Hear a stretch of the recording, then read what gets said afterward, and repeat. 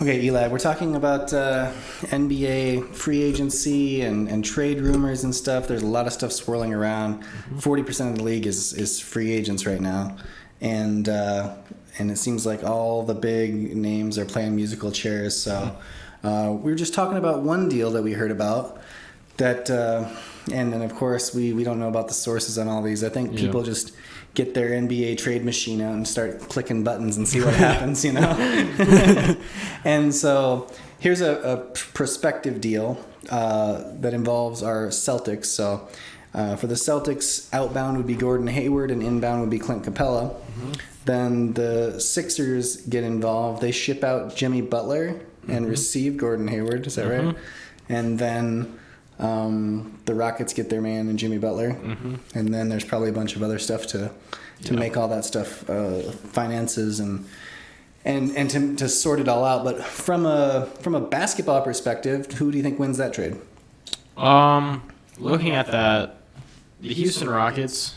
Let's say everything works out with Chris Paul and Harden and all that drama. That team going in with Chris Paul, James Harden, and Jimmy Butler already seems pretty good. You have your two main stars in Jimmy Butler and James Harden, and then you have a third star that he's past his prime, obviously, Chris Paul. But I think that's going to be contending team, especially with the Warriors kind of might lose out on Kevin Durant. But Klay Thompson, even if they don't, they're still going to be injured, so they're going to be downgraded massively. The main other threats out there, it's kind of up for grabs in the West, I think. So I think go for it all if you're Houston. Is Jimmy Butler gonna be okay just standing in the corner shooting threes when Harden drives? That's gonna be such a dramatic team, honestly. It's gonna be insane. Could you imagine as if Chris Paul and James Harden weren't enough, then you add Jimmy Butler, who historically has not gotten along with everyone. I mean, that guy is a hard ass dude. And then you have James Harden, and then you see Jimmy Butler in the corner, and then James Harden's dribbling out the clock for 20 seconds, just shoots up a random three and air balls. I can see memes like Jimmy Butler meme faces all over the internet. Okay, well that's just one crazy trade rumor. The Lakers, it's no rumor. They traded everybody. Basically, they just got rid of. They're just dumped the absolute entire roster. Just keep a Kuzma and LeBron. That's all we need, right? So they got Kuzma, LeBron, Anthony Davis, and now some mystery player, right? So they've got 32 million. There's a decent list of free agents out there. We already said most of the league is without a job. So who do you think the agents are always talking behind closed doors, and I'm sure they've got something sorted out. Who do you think it is? Who do you think they've got their eye on? And I'm just going to throw out some names here. Kawhi, Kyrie, Jimmy Butler, Tobias Harris, Chris Middleton, D'Lo, Brogdon, Redick. I think that if they're going to go after a player that wants a max, it has to be Kawhi. There's been multiple rumors, since even last year, since he even arrived in Toronto after that trade, that, he doesn't want to be in Toronto. And even after the championship, he just said, I did it here for a season. I'm going to move and just kind of chill out, I guess, with LeBron and ED. So I think Lakers personally are going to pursue Kawhi Leonard as their main man. And after that, if that doesn't work out, I think D'Angelo Russell is going to be their next player. Reported meetings between Kawhi in LA along with D'Angelo Russell in LA as well out there. So I think those are the two main guys. And if that doesn't work out, sign role players. Because they're not specifically role players, but main just shooters. Just JJ Redick on the board. Even Malcolm Brogdon. He'd be really solid. So role player is such a weird. It used to mean something, but now all these guys are so skilled and so talented. I guess JJ Redick's a role player, but he's kind of a sharpshooter. Everybody seems to be a specialist. Tobias Harris, is he a role player? Well, he's darn good. He's scoring 20 points a game, and he kind of does everything. I don't know if he's a role player. It's just such a weird term. He's like a good third man on a star team. Sure. Okay, and looking at these, looking down the list here, we've got a list of the free agents in front of us. forward, guard, forward, guard, back, There's no bigs. There's no real, legit centers. The first one you see on the list, I guess, is Vucevic. The Magic are going to make him an offer, it sounds like. That's something like 4 years, $100 million. Okay. I don't know how he feels about Orlando, but how do you feel about Vucevic's game? He doesn't really fit on the, on the Lakers, but, just strictly in terms of his game, would you like him on the Celtics? I mean, he's kind of like, I feel like we're downgrading a lot from we downgraded from Kyrie Irving, to Kemba. And then just player based, not saying that their attitudes or whatever, but Vucevic is kind of just a worse Al Horford in a way, and I think he's just less of a leader, But I think overall in this game, I think he's pretty solid. 4 years, $100 million. That's about what he's worth. I would say maybe just a little bit less, but would I take him on the Celtics for $100 million 4-year deal? I wouldn't. I just don't think. He's that much worth it. I don't think he moves the needle. I agree. We won't go too far into Kemba because we were already talking about him, but there is an argument to be made that Kemba's a better player than Kyrie. There's an argument out there, and we will get into that argument someday. You can look at the numbers even last year, and I think Kemba would have a pretty strong case. Kyrie's definitely got the wow factor. Kyrie's got a ring. Kemba's got nothing close to it. Yet. But yeah, Kemba's never really played. Never really had a great supporting cast. No. You could barely name the members of that team. They came and go. Yeah, they did.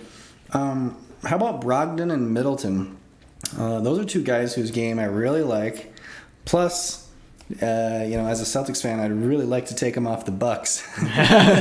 Can we put him somewhere out west or something? Middleton is a Celtic killer. Yeah. That guy, I swear he shoots 60% from three. Only against us, seems. Yeah. I watch other games and it's like he's mediocre and then he just comes out, shoots a light up. He's like 40% for the year. Yeah. 60% against the Celtics, 30 against everyone else. It's crazy. I really love his game.